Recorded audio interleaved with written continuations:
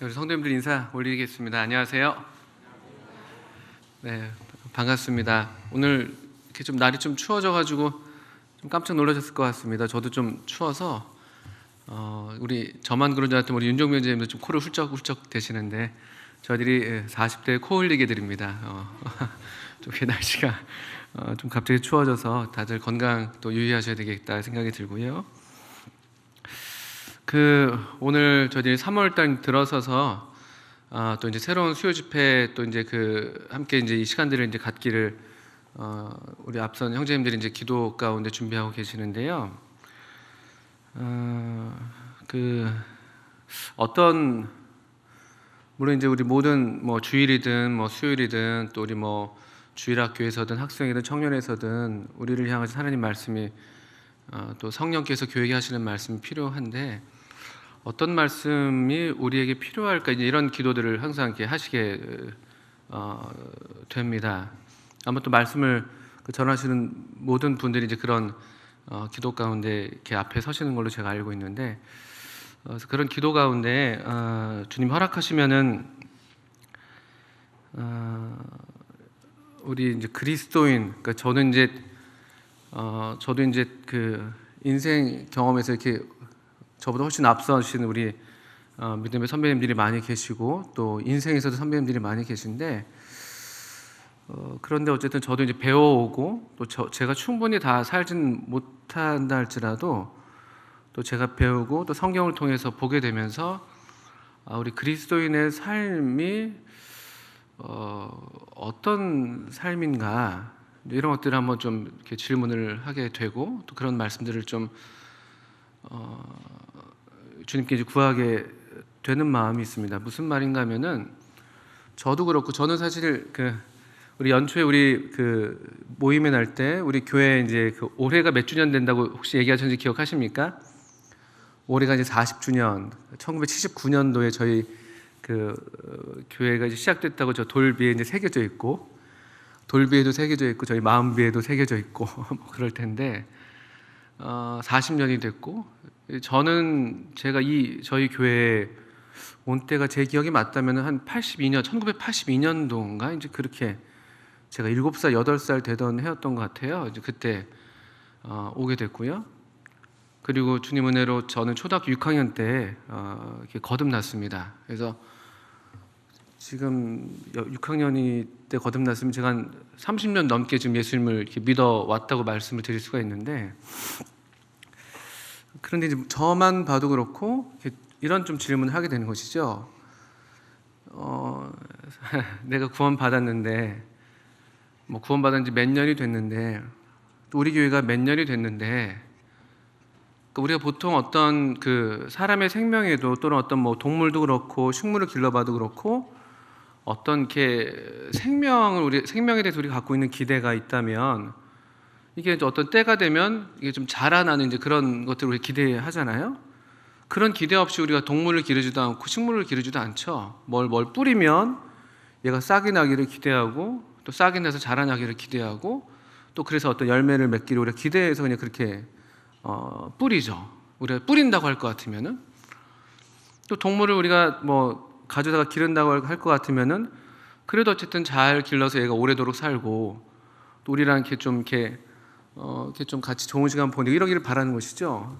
저희 집에도 물고기 몇 마리 있는데 조그만 물고기예요. 손가락 마디도 될랑말랑한 그런 물고기. 전 별 관심도 없어서 잘 모르는데 근데 이것도 우리가 갖다가 기르는데 몇 마리가 죽고 막 그러면 되게 속상해해요. 저희 집사람이요. 아무도 그 물고기 신경 쓰는 사람이 없어요. 근데 어쨌든 그것도 우리가 하다못해 그것도 어쨌든 잘 이렇게 자라나고 또 때가 되면 새끼를 쳐야 되는데 이게 새끼를 안 쳐가지고 알을 안 낳아가지고 보니까 이게 다 암컷들인가 싶어서 지금 어디 수컷을 갖다 놔야 되나 이런 얘기도 하고 이제 그런 것인데요. 이제 그런 이치가 있는 것처럼 저를 봐도 그렇고 저만 봐서 그런지 모르겠습니다만 과연 나의 삶은 또는 혹여나 이제 우리의 교회는 주님이 이 수십 년간 우리를 은혜 가운데 보존해 오셨고 또 우리가 알게 모르게 주님의 은혜 가운데 양육해 오신 게 사실인데 그럼에도 우리가 이제 합당하게 저 자신이 합당하게 살고 있는가, 그리스도인으로서, 하나님의 자녀로서, 또 교회로서 이제 그런 좀 질문들을 하게 됩니다. 사실 이제 수요일 날 우리 교회 이 시간에 나오신 우리 성도님들 생각하면은 물론 다 우리 성도님들이 참 귀하신데, 근데 또 주일날 이렇게 오시는 분들도 참 귀하신데, 또 수요일날 특별히 또 이렇게 시간을 내셔서 어떻든 오시는 우리 성도님들 제가 생각하면은 이게 그래도 보통 마음이 아니신데, 이 시간에 그래서 정말 주님으로부터 오는 어떤 그런 양식, 그런 것들을 다 바라고 오시는 그런 마음이실 텐데, 또 그런 기도를, 그런 성도님들 생각하면서 이렇게 기도하게 될 때 이런 좀 주제의 말씀, 그러니까 그리스도인의 합당한 삶이라고 할까요? 그리고 조금 더 구체적으로 말씀을 드리면, 그럼 그리스도인의 합당한 삶이 뭔가? 그러니까 제가 배우기로는, 또 성경에서 제가 배우기로는 그리스도인이 성령으로 사는 것이죠. 저는 그렇게 배웠습니다. 하나님 말씀을 통해서 그렇게 배웠고, 또 우리 앞서 형제님들 통해서 그렇게 들려진 말씀을 통해서도 그렇고, 또 그 삶을 통해서도 그렇게 배워왔습니다. 그러니까 성령으로 우리가 사는 삶이 그리스도인의 삶이라고 우리가 알고 있고 배우고 있고, 성경이 그렇게 말씀합니다. 근데 과연 실제로 내가 살아가는 이 삶이 이렇게 성령으로 사는 삶인가? 또 그래서 달리 말해서 우리 교회가 우리가 그렇게 믿고 또 그런 은혜를 구하는 것처럼 성령께서 우리 안에 운행하시고, 성령이 우리를 인도하시고, 또 성령께서 충만하신 우리 개인의 삶도 그렇고 우리 교회가 과연 그러한가? 그런 질문들을 하게 되죠. 성령으로 산다는 것이 그럼 무엇인가? 이게 이제 여러 생각들을 가는 것 같아요. 여러 이제 어떤 가르침에 따라서 성령으로 사는 삶, 소위 성령 충만한 삶이 어떤 삶이냐, 이런 질문들 앞에서 아마 우리 성도님들이 여러 모양의 어떤 삶을 떠올리실 수도 있을 것 같아요. 아주 막 뭐랄까요, 경건하고 어떤 인자하고 온유한 그런 어떤 그런 삶의 모습을 떠올리실 수도 있을 것이고, 항상 이렇게 행복해 보이고 평안해 보이는 그런 모습을 떠올리실 수도 있을 것 같고, 또 어떤 분들은 아주 막 이렇게 활동적으로 막 성령께서 또 이렇게 실제로 그런 권능이 있으시니까 막 밤낮 가리지 않고 복음 전도에 열정적인 그런 어떤 삶을 또 머리에 떠올리시는 분들도 있으실 것 같고요. 아마 다 각자 또 그런 그리는 그림들이 있으실 텐데, 우리가 다 성령으로 사는 삶을 배우고 추구하고 있는데, 그럼 어떻게 그 삶을 우리가 살 수 있는가? 또 과연 그 삶은 무엇인가? 성령님으로 사는 그리스도의 삶은, 또 성령으로 이렇게 살아가는 그리스도인들이 모이는 교회는 과연 어떤 모습인가? 이런 질문들을 하게 되는 것인데요. 우리 먼저 한번 요한복음 14장 말씀을 한번 펴주시면 감사하겠습니다. 주님께서 직접 성령에 대해서 물론 이때가 처음 말씀하신 건 아닙니다만, 어쨌든 직접적으로 성령께서 오실 것을 말씀하시면서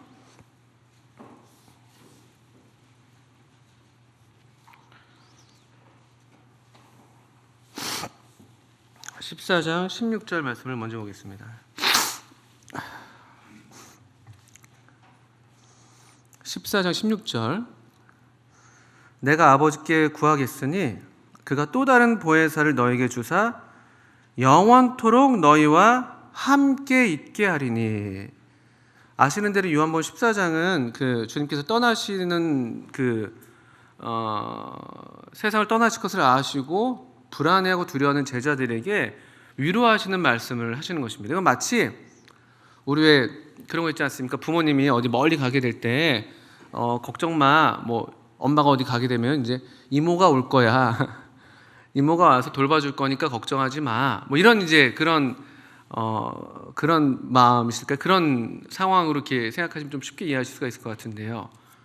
그러니까 제자들이 이제 주님이 떠난다고 하시고, 그러니까 마음에 근심이 있고 또 두려움이 있었죠. 그래서 너희는 마음에 근심하지 말라는 말씀을 14장 1절에서도 하시고, 또 떠나가시는 그 마당에 주님의 마음이 특별히 또 이 사랑하는 제자들을 향한 그 어떤 사랑으로 굉장히 들끓으셨습니다. 13장 1절 같은 경우에서도 예수께서 자기가 세상을 떠날 때가 이런 줄 아시고 세상에 있는 자기 사람들을 사랑하실 때 끝까지 사랑하셨다, 이런 말씀도 있습니다. 그런 어떤 사랑의 마음으로 또 우리를 향해서 이렇게 안타까워하시고 긍휼히 여기시는 마음으로 우리에게 마음의 안심을 시키시면서 걱정 마, 두려워하지 마, 이런 이제 얘기를 하시면 약속을 주신 것이죠. 어떤 약속이냐, 우리가 읽은 대로 또 다른 보혜사를 보내실 거야, 이렇게 말씀하십니다. 또 다른 보혜사. 그러니까 이것은 예수님과 같은 종류의 다른 어떤 분, 이렇게 이해하시는 게 좋죠. 그러니까 예수님과 전혀 다른 어떤 이질적인 것이 아니라 동질적인, 내가 너희들에게 보혜사가 됐던 것처럼, 보혜사라는 말이 성경에만 나오는 단어입니다. 사실은 일반 분들은 이해할 수 없는 단어인데, 보호하고 은혜를 베풀어 주시고 또 가르쳐 주시는 선생님, 이런 성령님의 여러 역할들이 이제 말씀하시는 그런 명칭일 텐데요. 근데 이 또 다른 보혜사라는 것은 무슨 말이냐면 예수님 자신도 사실은 제자들에게 그런 보혜사하셨다는 것이죠. 나도 보혜사인데 내가 가면 또 다른 보혜사를 아버지께서 보내실 거야, 이렇게 약속하십니다. 보호해 주시고 은혜를 베푸시고 우리를 가르치시고 인도하시는 그 또 다른 분을 보내신다고 약속하셨습니다. 그런데 그 약속에서 16절에서 후반부에 보시면, 성령님에 대한 약속을 우리 알고 있는 말씀인데 이 후반부에 이 약속에 또 좀 더 구체적인 모습이 있습니다. 보혜사를 보내줄게, 이걸로 끝나지 않았죠. 또 다른 보혜사를 너에게 주사 영원토록 너희와 함께 있게 하겠다. 주님께서 우리에게 성령님을 약속하실 때 그 약속의 실제는 이것입니다. 영원토록 너희와 함께 있을 보혜사. 지금 물리적으로 나는 지금 세상을 떠나가고 있지만 너희들을 떠나지 않을, 영원토록 함께하는 그런 나와 같은 그런 보혜사, 그렇지만 다른 보혜사를 보낼 거다라고 약속하시는 것이죠. 그러니까 첫 번째 이 말씀에서 우리가 알게 되는 이 성령님에 대해서, 또는 하나님께서 이 성령으로 사는 그리스도인이라고 한다고 할 것 같아 우리한테 기대하시는 어떤 그 모습은 항상 성령님과 함께하는 삶입니다. 우리가 그걸 느끼든 느끼지 못하든, 그 우리가 알든 인지하든 인지하지 않든, 사실 이것은 실제화된 하나님의 약속이죠. 이것은 우리가 우리의 어떤 체험 여부와 상관없습니다, 사실은. 근데 예수님께서 이 말씀을 하실 때는 이걸 기대하신 거예요. 걱정하지 마. 이 성령님이, 이 보혜사가 항상 너희와 함께 하실 거야. 이 보혜사가 영원토록 너희와 함께 있을 거야. 이 말씀이 이제 14장 16절에서 보게 되는 말씀입니다. 그리고 14장 23절을 좀 더 보시면요, 이건 성령님에 대한 말씀은 아니지만 우리가 성령님으로 이렇게 적용할 수 있는 말씀이라고 이해가 되는데요. 예수께서 대답하여 이르시되 사람이 나를 사랑하면 내 말을 지키리니 내 아버지께서 그를 사랑하실 것이요 우리가 그에게 가서 거처를 그와 함께 하리라. 아주 참 놀라운 사랑스러운 말씀인데요. 사실 지금 이 말씀, 계속 이 상황을 말씀을 드리는데 이게 물리적으로는 불가능한 말씀이에요. 왜냐하면 예수님은 지금 떠나가시니까요. 세상을 떠나시니까요. 여기 14장 2절 말씀 보면 내 아버지 집에 거할 곳이 많도다. 그렇지 않으면 너에게 일렀으리라. 내가 너희를 위하여 거처를 예비하러 가노니 가서 너희를 위하여 거처를 예비하면 내가 다시 와서 너희를 내게로 영접하여 나 있는 곳에 너희도 있게 하리라. 이게 실제 예수님께서 지금 제자들한테 하신 말씀이거든요. 예수님이 그들을 떠나가서 그들이 거할 거처를 준비하신다고 말씀하셨어요.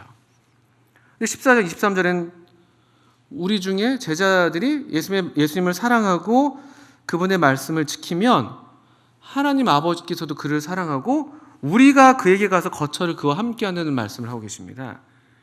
이게 물리적으로는 불가능하죠. 왜냐하면 예수님은 지금 거처를 예비하러 지금 가신다고 말씀하셨고 떠난다고 말씀하셨는데 우리가 여기서 하나님 말씀을 사랑해서 지키면 거처를 또 우리와 함께 하신다고 말씀하고 계시는 거예요. 이게 어떻게 가능한가? 우리 아까 읽었던 14장 16절에 읽었던 말씀이죠. 영원히 함께 하시는 그 성령님이 우리와 함께 하심을 확실하게 나타내 보이신다는 말씀으로 이해가 됩니다. 이 성령님, 첫 번째로 우리가 이 성령으로 사는 그리스도인의 어떤 삶의 모습, 그게 뭔지는 모르지만 뭔지 우리가 다 그림이 다르실 수 있겠습니다만 하나 우리 주님께서 먼저 기대하시고 그리셨던 것은 영원히 우리 함께 하시는, 영원히 성령님이 우리 함께 하시는 그런 삶, 그리고 우리가 말씀에 특별히 더 주님을 사랑하고 순종하게 될 때 이 성령께서 우리와 함께 하시는 것을 더 확실하게 알게 하셔서 그것으로써 하나님께서 또 우리 주님 예수님께서 나와 함께 하시는 거구나라는 것을 알게 하는 그런 삶이라고 우리가 이해할 수가 있습니다. 그럼 이제 질문을 우리가 하게 되죠. 저 자신에게 제가 이런 좀 말씀을 보면서 이런 질문들을 하게 되는 것입니다. 성령님과 함께 하신다고 이야기하실 수 있으십니까? 내 삶을, 오늘의 내 삶을 이렇게 돌아보면서 또는 이제까지의 우리의 삶을 돌아보면서 매 순간 24시간 365일 내내 어떤 이런 것들을 인지하지 못한다 할지라도 과연 성령님이 함께 하신다, 과연 하나님이 나와 함께 하신다, 이것을 우리가 정말 고백할 수 있냐는 것이죠. 우리 주일날 우리가 특별히 지난 주일 같은 경우는 저는 2층에서 예배를 드렸습니다만 3층에서도 그러셨던 것 같고 그러셨는데 우리가 주님의 임재, 하나님의 임재를 충만하게 경험하셨다는 그런 박주영 선생님께서 그런 말씀도 하셨고 2층도 그랬거든요. 그러니까 그런 경험들, 그게 이제 예배 때도 물론이거니와 이건 이제 교회의 우리의 어떤 삶의 모습이겠죠. 우리 개인의 삶에서 이 하나님이 또 이 성령께서 나와 함께 하시는구나, 이제 그런 것들을 우리가 그렇게 얘기할 수 있냐는 그런 질문인 것이죠. 조금 더 뒤로 넘기시면요, 이게 성령님께서 또 우리가 그러면 어떻게 우리가 그걸 알 수가 있는가? 성령께서 어떻게 우리와 함께 하시는 것을 알 수가 있는가? 또는 성령으로 사는 삶은 어떤 모양으로 나타날 것인가라고 볼 때 성령님이 하시는 일을 우리가 보게 되면 알 수가 있겠죠. 성령님은 그럼 과연 어떤 일을 하시는가 보시니까 예를 들면 14장 우리 26절 같은 말씀도 한번 보시겠습니다. 직접적으로 또 그 보혜사에 대한 말씀인데, 보혜사 곧 아버지께서 내 이름으로 보내실 성령, 그가 너에게 모든 것을 가르치고 내가 너에게 말한 모든 것을 생각나게 하리라. 그러니까 우리가 어떻게 성령께서 우리 함께 하시는 걸 알 수가 있는가? 이런 성령님의 역사를 우리가 경험하고 있냐는 것을 보게 되면 알 수가 있겠죠. 하나님의 말씀, 성령께서 우리를 가르치신다고 말씀하셨어요. 모든 것을 가르치고, 여기서 모든 것은 우리가 알아야 할 그 영적인 삶, 우리 그리스도인의 삶에서 알아야 될 것들을 알게 하신다는 것입니다. 국어 영어 수학을 가르친다는 말씀이 아니죠. 성령께서 우리를 가르쳐 주십니다. 그리스도인으로서 하나님의 자녀로서 어떻게 사는 것이 합당한 삶인지, 그것이 어떻게 사는 삶인지를 알려주신다는 것이죠. 그리고 내가 너에게 말한 모든 것을 생각나게 한다. 하나님 말씀이 생각나게 하는, 이 말씀을 말씀과 더불어서 역사하신다고 볼 수가 있겠죠. 그러니까 성령께서 우리와 함께 하신다, 그 하나의 증거는 이 하나님 말씀과 더불어서 우리가 살고 있는가, 그 말씀을 때에 따라 생각나게 하시고, 또는 생각나게 하시지, 우리 어떤 기억력이나 지력에 딸려서 그러실 수 있다면은, 우리는 지금 기록된 말씀이 있으니까 어떤 때에, 필요한 때에 하나님 말씀 앞으로 우리를 나아가게 하셔서 그 그 말씀으로 어떤 인도함을 받게 하는 그런 종류의 그 삶입니다. 조금 더 뒤로 넘겨보시면 16장에 또 성령님에 대한 말씀을 더 구체적으로 말씀을 하십니다. 16장 7절입니다. 그러나 내가 16장 7절 그러나 내가 너에게 실상을 말하노니 내가 떠나가는 것이 너에게 유익이라. 내가 떠나가지 아니하면 보혜사가 너에게로 오시지 아니할 것이요 가면 내가 그를 너에게로 보내리니. 더 유익하다는 거예요. 우리 주님이 떠나가시는 게. 이유는 성령께서 오시기 때문에. 내가 가면 이 또 다른 보혜사를 보내실 것이니까. 근데 왜 그게 더 유익인가 보니까 지상사역에, 우리 주님의 지상사역에서는 어쨌든 주님께서 몸을 입고 계셨기 때문에 이런 성령께서 오늘날 우리 각 사람의 이 우리 심령 가운데 내주하셔서 영원히 우리와 함께 하시는 그런 종류의 그 사역을 이 지상에서는 하실 수가 없었던 면이 있었던 것이죠. 근데 주님이 하늘로 가시고 승천하시고 성령님이 오시면 이 성령님이 아까 우리가 보셨던 것처럼 영원히 우리와 함께 하시니까 또 우리가 이제 우리 속에 거하신다는 이제 말씀을 이제 에베소서에서 보게 되는데 그런 내주하시는 그런 은혜가 있기 때문에 우리가 더 유익한다고 말씀을 하십니다. 또 오셔서 하시는 일이 이제 8절에 그가 와서 죄에 대하여 의에 대하여 심판에 대하여 세상을 책망하시리라. 죄에 대하여라 함은 그들이 나를 믿지 아니하며 의에 대하여라 함은 내가 아버지께로 가니 너희가 다시 나를 보지 못하며 심판에 대하여라 함은 이 세상 임금이 심판을 받았습니다. 성령께서 오셔서 하시는 일 중에 하나 책망하시는 일. 그 성령의 역사 중에 하나죠. 이 세상에 대해서는 죄에 대해서는 그들이 나를 믿지 아니하며 이렇게 얘기하고 있습니다. 그러니까 이제 불신에 대해서 성령이 우리 안에 계신다고 할 때는요, 우리의 불신에 대해서 우리의 또 믿음 없는 삶에 대해서 이 성령께서 책망하시는 일이 있으십니다. 이런 경험 또는 뭐 심판에 대하여라면 이 세상 임금이 심판을 받았다고 얘기할 것 같으면요, 성령으로 사는 사람의 어떤 그 성령의 역사의 특징이라고 할 수 있을까요? 세상이 심판받았음을 알고 세상에 대해서 어떤 식욕을 느끼지 않는 것이죠.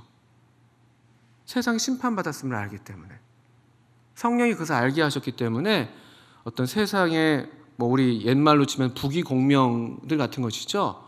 그것이 우리에게 그렇게 매력적이지 않게 되시죠. 이런 종류의 삶, 세상이 나를 몰라도 하나님이 나를 아시면 된다. 세상이 나를 인정하지 않아도 하나님께 인정받는 것이 더욱 값진 삶이다. 이런 종류의 어떤 그 가치관의 변화가 있다는 것이죠. 또 그런 종류의 어떤 믿음으로 살지 못하는 내 삶에 대해서 성령은 책망하십니다. 그들이 나를 믿지 아니하며. 이런 말씀들 또 드리게 되고요. 16장 13절 같은 말씀들, 이것도 중요한 말씀인데요. 그러나 진리의 성령이 오시면 그가 너희를 모든 진리 가운데로 인도하시리니 그가 스스로 말하지 않고 오직 들은 것을 말하며 장래 일을 너에게 알리시리라. 그가 내 영광을 나타내리니 내 것을 가지고 너희에게 알리시겠습니다. 이 성령님을 가리켜서 진리의 영이라고 말씀하고 있습니다. 진리의 성령. 근데 진리의 성령께서 오시면 우리를 모든 진리 가운데로 인도하신대요. 근데 이 진리 가운데로 인도하신다는데 그 진리의 구체적인 내용들을 보니까 성령이 스스로 지어내서 말씀하신 그런 말씀들이 아니라는 것이죠. 들은 것을 말하는 것, 또 장래 일을 알리시는 것. 그 들은 것, 장래 일이 무엇인가? 14절 보면은 그가 내 영광을 나타내리니. 성령께서 들으시고 먼저 보셨던 그 장래 일이 무엇인가 보면요, 우리 주님 귀하신 아드님의 영광이라는 것이죠. 그걸 나타내는 겁니다. 그걸. 진리의 영, 진리의 성령이 우리를 진리 가운데로 인도하시는데 그 진리라는 것은 무엇이냐? 그리스도의 영광이죠. 그리스도의 영광. 그래서 성령으로 사는 그리스도의 삶의 특징, 그 모양은 우리가 어떤 종류의 그림을 그리신다 할지라도 은사에 따라서 또는 성격에 따라서 다른 그림을 그릴 수 있지만 궁극적으로 하나의 그 진리는 하나거든요. 하나를 향하고 있는 것인데 그것은 뭐냐면 우리가 지금 읽은 것처럼 그는 내 영광을 나타낸다. 그는 내 영광을 나타낸다. 하나님의 그 아름다움, 우리 주님의 그 충만하신 은혜와 진리가 충만하신 그 영광, 그 우리 주님의 영광을 드러내셔서 그것으로 말미암아 우리로 하나님을 드러내게 하시는, 하나님을 보게 하시는 그런 일, 그게 이제 성령께서 하시는 일입니다. 그러니까 이제 쉽게 말하면 이런 것이죠. 어떤 종류의 삶을 그리시든지 간에 이 성령으로 사는 그리스도인들을 만나게 되면 참 주님을 뵙는 것 같은 것이죠.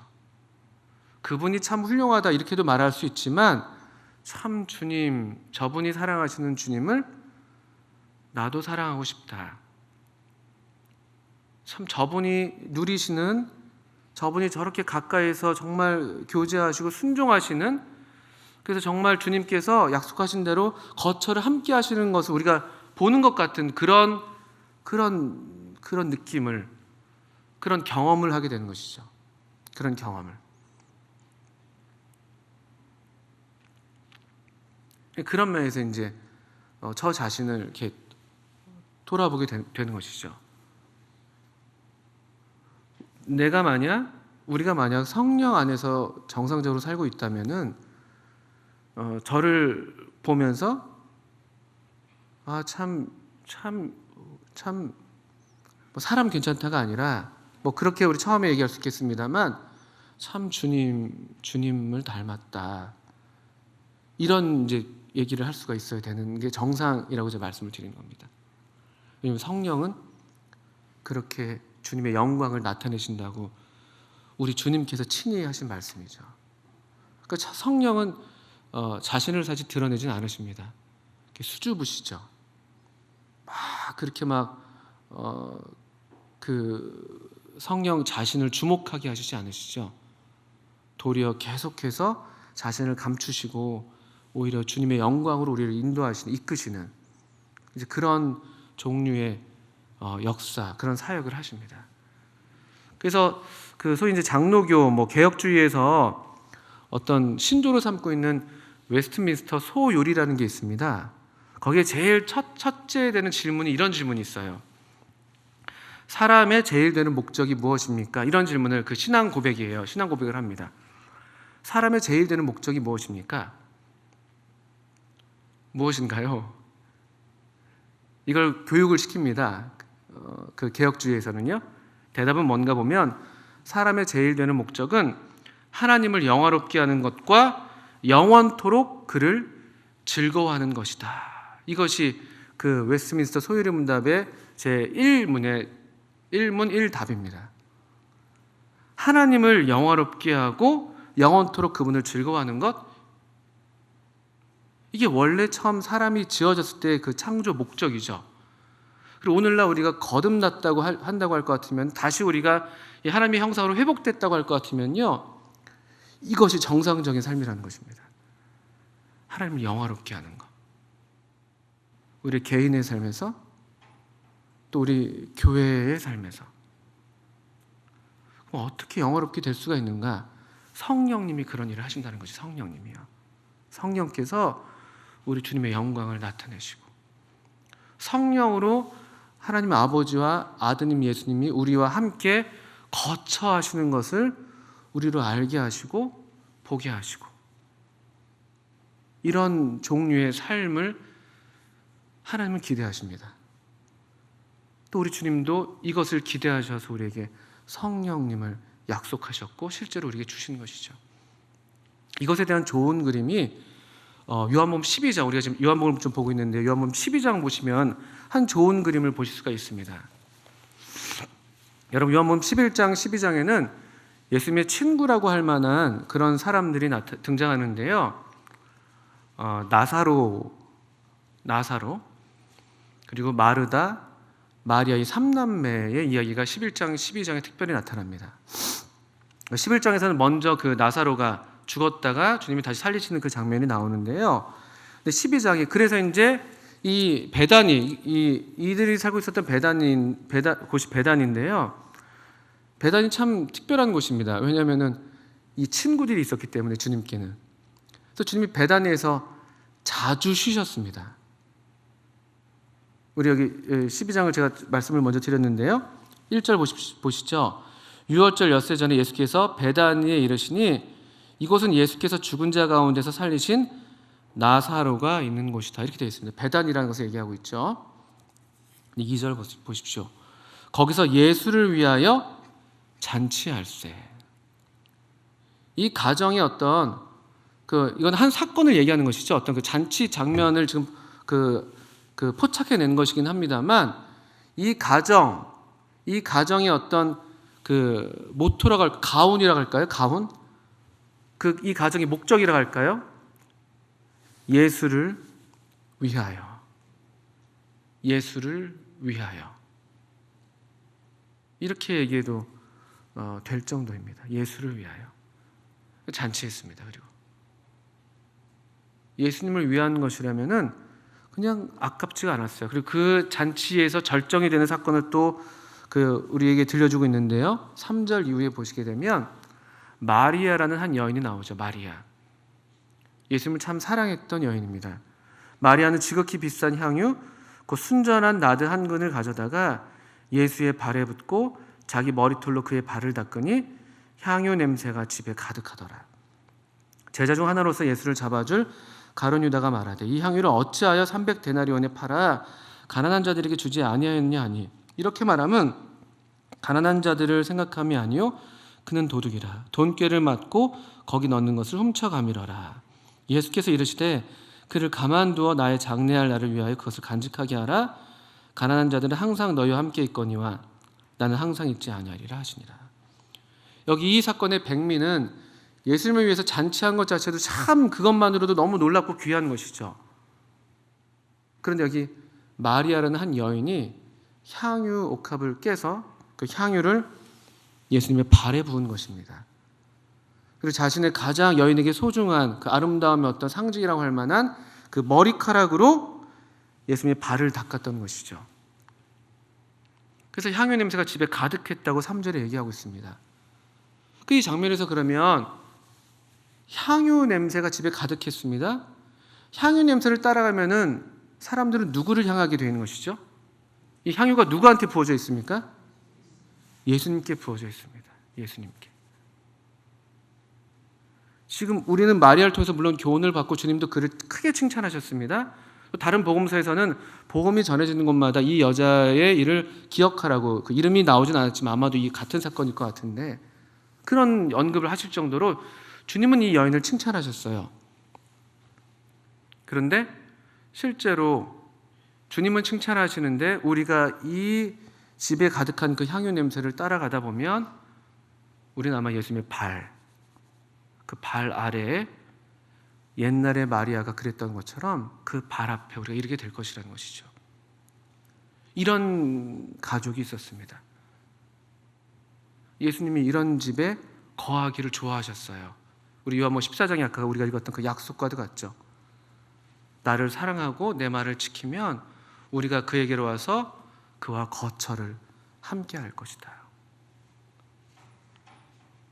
이런 아름다운 장면을 보게 됩니다. 이런 종류의 개인 마리아, 또 이런 종류의 가정, 이들 가정, 오늘날 치면 이런 종류의 교회를 우리가 생각하게 되는 것이죠. 주님은 이런 곳을 기뻐하셨어요.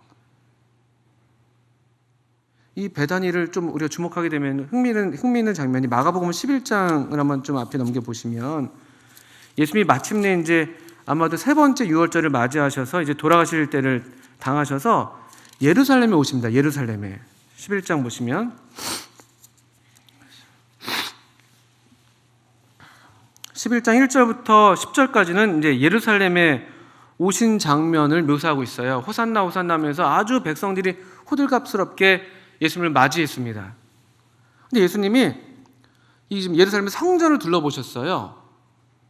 성전을 둘러보신 다음에 이 원래 성전이 누구의 집인가요? 원래요. 그 말 그대로 우리 하나님의 집이잖아요. 우리 열왕기상 읽고 있는데 하나님의 처소. 그럼 정상적이라면 예수님이 여기에 그냥 머무셔야 되는 게 맞죠. 성전에.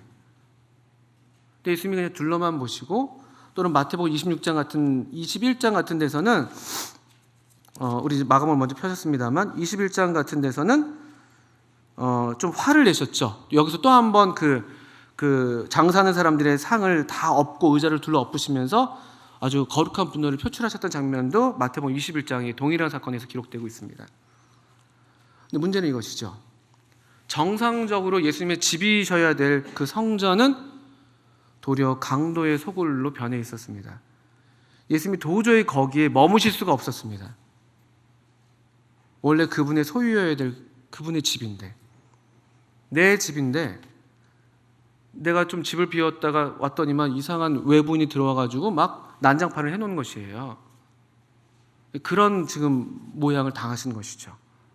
그래서 아주 분노하셨습니다. 그리고 그 하나님의 집인 성전에서 머무실 수가 없었고, 우리 마가복음 11장 11절 보시면 예수께서 예루살렘에 이르러 성전에 들어가서 모든 것을 둘러보시고 때가 이미 저물매 12제자를 데리시고 베다니에 나가시니라. 이튿날 그들이 베다니에서 나왔을 때 예수께서 시장하신지라. 우리 주님이 예루살렘에서 머물지 않으시고 성전에서 머물지 않으시고 나오셔서 베다니에서 머무셨습니다. 우리가 믿기로는 바로 그 마리아, 마르다, 나사로 그 남매이지. 주님을 사랑하고 주님의 계명을 지키는 그런 사람들이 있는 곳에 주님이 참 기쁘게 쉬셨습니다. 참 흥미로운 장면입니다. 우리 근데 잠깐 다시 우리 요한복음 12장에 돌아오시면 이것이 우리가 바라는 정상적인 우리가 그리스도인이라면 우리가 이런 종류의 삶을 바라게 돼 있어요. 왜냐하면 성령님이 우리 안에 계시니까요. 또 우리 주님도 이런 종류의 삶을 기대하신다고 우리가 믿을 수가 있는 것이죠. 그런데 12장에 다른 종류의 사람이 있는 것을 보실 수가 있습니다. 아까 우리 마리아, 마르다 그 장면에서요. 우리 성도님 누구를 발견하셨습니까? 가룟 유다입니다. 가룟 유다. 우리가 볼 때는 뭐 거듭나지 않은 사람으로 우리가 볼 수가 있지만 제자 중에 한 명이라고 했지만 이게 이 육에 속한 사람은 영의 일을 받지 못한다라는 우리 고린도전서 2장의 말씀이 있습니다.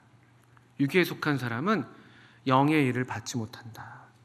육에 속한 사람은 거듭나지 않은 사람을 가리킨다고 우리가 이해합니다. 우리 한번 이 가룟 유다를 염두에 두시고 우리 고린도전서 2장을 한번 펴주시면은 감사하겠습니다. 고린도전서 2장 보시면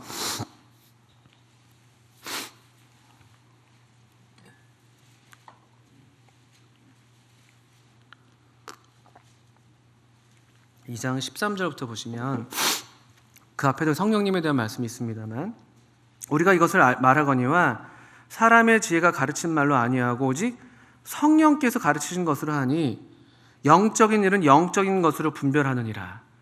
육에 속한 사람은 하나님의 성령의 일들을 받지 아니하나니 이는 그것들이 그에게는 어리석게 보이며 또 그는 그것을 알 수도 없나니 그러한 일은 영적으로 분별되기 때문이라. 이게 우리가 요한복음 12장에서 보셨던 바로 그 가룟 유다에 그대로 해당되는 말씀입니다. 가룟 유다 눈에는 이 마리아의 이 행동은 어리석은 일이었습니다. 허비하는 것이고 아까운 일이었고 영의 일을 받지 못합니다. 알 수 없고 이런 종류의 사람들이 있습니다. 자연인이죠. 거듭나지 않은 성령이 그 안에 없는 사람이기 때문에 도저히 영적인 일에 대해서는 이건 이해를 조금도 못하는 거예요. 조금도. 가룟 유다를 볼 수가 있습니다. 그런데 조금 더 넘어가면 우리 고린도전서 3장을 보시면요, 좀 다른 종류의 표현이 있습니다. 3장 1절에 보시면 형제들아 내가 신령한 자들을 대함과 같이 너희에게 말할 수 없어서 육신에 속한 자 곧 그리스도 안에서 어린아이들을 대함과 같이 하노라, 이런 말씀이 있습니다. 아까 2장에서는 그 육에 속한 사람이라는 표현이 있었다면은 3장 1절은 신령한 사람, 그리고 육신에 속한 자, 곧 그리스도 안에서 어린아이들을 대함과 같이 한다. 이런 말씀이 있다는 것이죠. 그러니까 우리 안에 이 가룟 유다처럼 정말 거듭나지 않은 사람이 있을 수 있습니다. 영적인 일을 분별하지 못하죠. 우리 그건 하나 생각할 수가 있습니다. 또 한 종류의 삶은 여기 육신에 속한 자라고 이렇게 불리는 어린아이 같은 자가 있을 수 있다는 것이죠. 이런 종류의 삶은 거듭나긴 했습니다만 그 안에 성령님이 있긴 있지만 하나님께서 기대하시는, 아버지 하나님께서 기대하시는 만큼, 또 성령께서 우리 안에서 역사하셔서 이뤄내실 만큼 충분한 성장을 이루지 못한 경우에 해당되는 그런 종류의 삶인 것 같아요. 저도 그럴 수 있고요. 그럴 수 있습니다. 그런 종류의 삶이 있다는 것이에요. 있다는 것입니다. 성장하지 않은 삶. 그럼 어떤 종류의 삶을 사는가? 3장 3절 보시면 너희는 아직도 육신에 속한 자로다. 너희 가운데 시기와 분쟁이 있으니 어찌 육신에 속하여 사람을 따라 행함이 아니리요. 이 육신에 속한 사람, 어린아이의 사람은 자기의 영혼을 돌보는 분으로 하나님을 의지하지 않는 것입니다. 사람을 의지하는 현저한 특징이 나타납니다. 사람을 따라 행한다. 그러니까 내가 사람을 따라 행하니까 시기하게 되고 분쟁하게 되고, 왜냐하면 내가 따르는 사람이 더 나은 사람이어야 되니까. 이 육신에 속한 사람의 하나의 특징입니다. 하나의 특징. 그 슬프게도 이런 일이 있을 수 있다는 것이고, 이게 좀 역사적인 기록이에요. 고린도 교회가 그랬다는 것입니다. 저는 처음에도 말씀드렸습니다만 저 자신을 돌아볼 때도 그렇고 우리 교회를 돌아볼 때도 그렇고, 하나님의 기대는 성령으로 충만한, 성령을 따라 사는, 성령의 인도함을 받는, 성령으로 육체의 일을 소멸하는 그런 종류의, 그래서 하나님만을 영화롭게 하는, 또 우리의 어떤 삶을 통해서 이 그리스도를 아는 향기가 나타나게 해서 이 우리를 아는 사람들 하여금 주님께로 인도하게 되는 그런 종류의 삶을 하나님 기대하시는 것인데, 과연 내 삶이 그런 방향으로 지금 이렇게 성장해 가고 있는가, 성숙해 가고 있는가, 또는 우리 교회가 그런 방향으로 성숙해 가고 있는가, 이 질문을 하게 되는 것입니다. 오늘날 근데 제가 보기에는, 제가 틀리기를 바랍니다만, 우리에게도 중요한 질문이라고 생각합니다.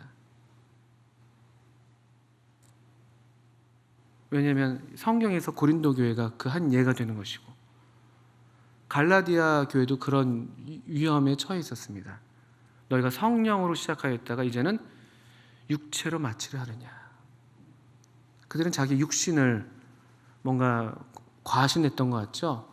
자기의 의로움을, 우리의 행위로서 우리가 뭔가를 더 잘하고 뭔가를 하고 뭔가를 해서 우리의 의롭다함을 계속 인정받고 유지하는, 그렇게 그리스도의 삶을 오해하고 잘못 알고 있었습니다. 그런 또 가르침을 받았던 것이죠.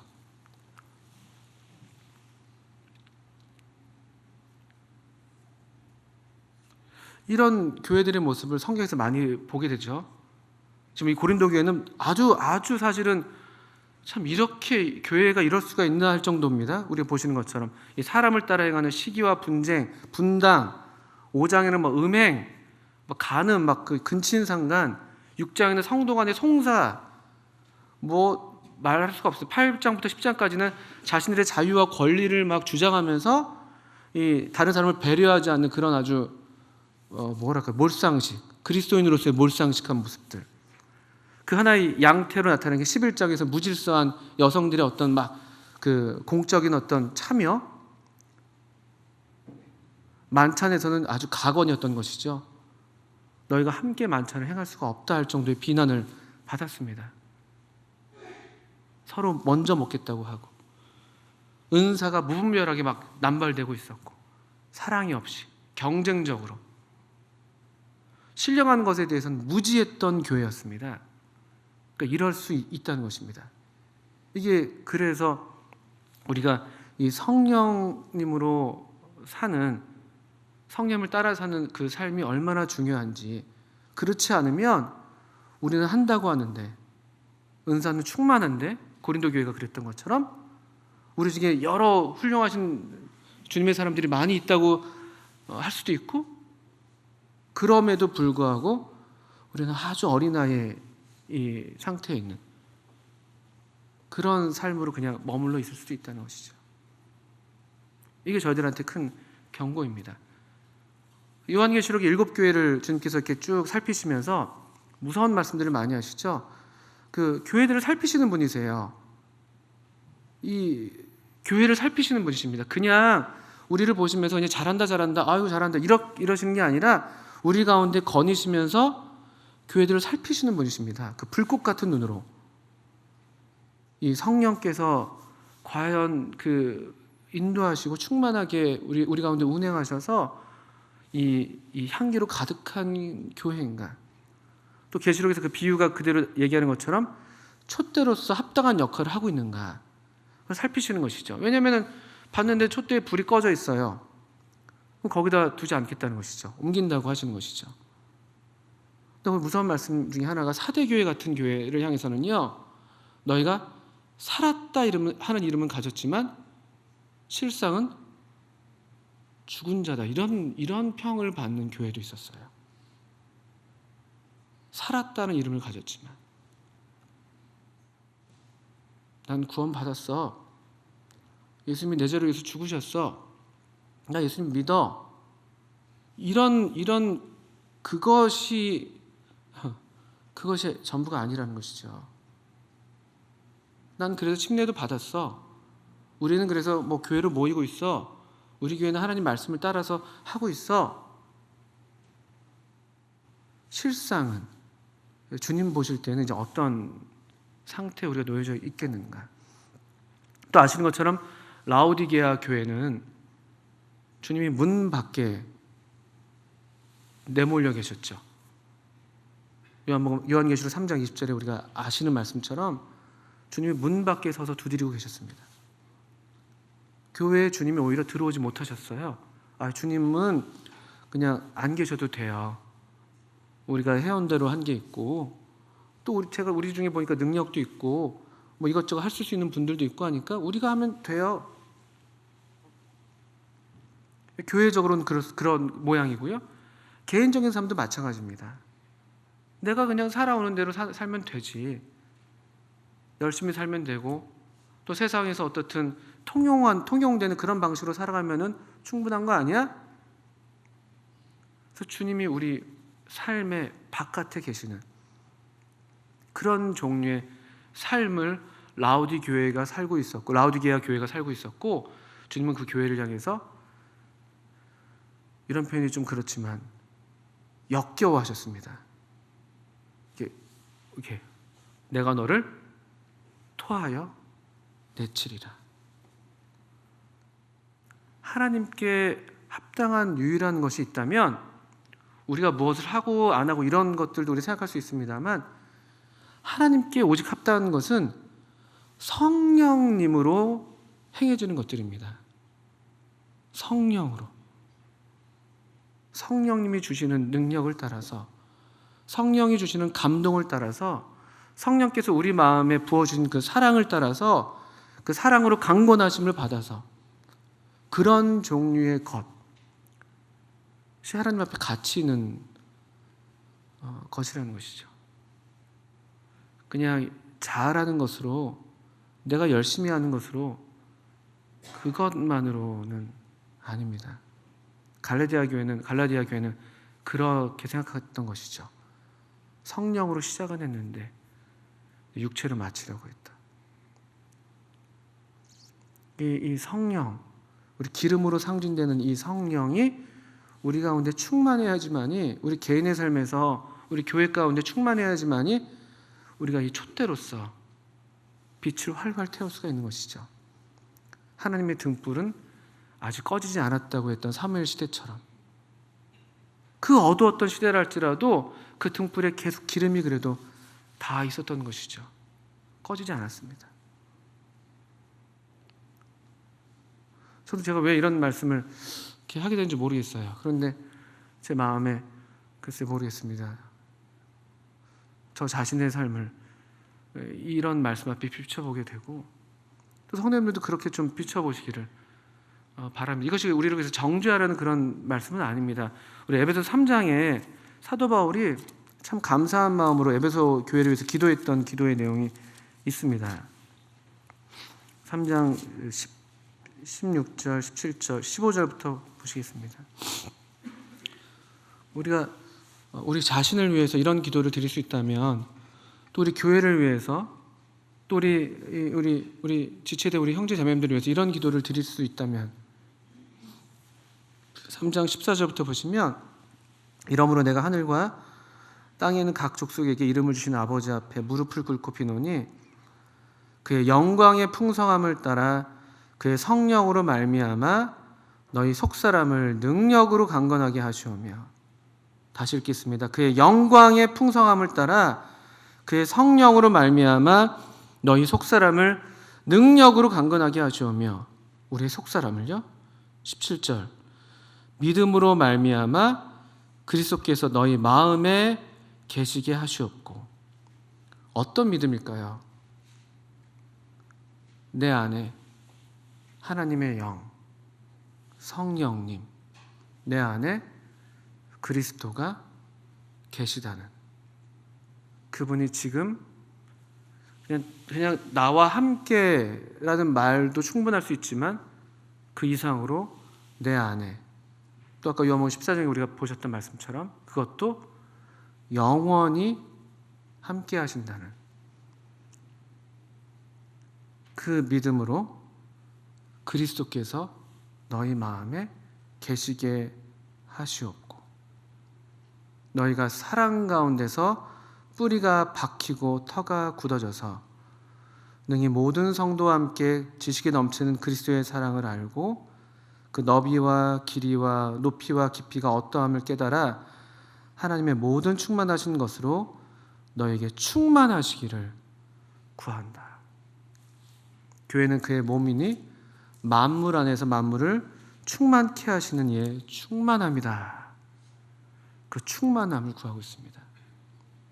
하나님의 교회가 이 하나님의 영광으로, 그분의 생명으로, 그 생명의 근원되는 그분의 성령으로 이 충만하게 되기를 바라는 그런 기도를 사도 바울이 우리가 드리고 있다고 이해할 수가 있습니다. 주님은 우리 마음 가운데 계시죠. 그런데 믿음으로 말미암아 그리스도께서 우리 마음에 정말 계셔야 합니다. 정말 그분이 여기 내 마음에 계시고 우리 가운데 계시니까 그분을 위해서 사는, 그분을 영화롭게 하고, 그래서 이분을 즐거워하는 것이죠. 이분을 그냥 나와 함께 하시는 우리 주님, 그런 삶이 저는 되고 싶습니다. 그리고 우리 교회가 그런 교회가 되기를 말씀을 따라서, 또 말씀을 의지해서 같이 기도하고 싶습니다. 우리 함께 기도하고 마치겠습니다.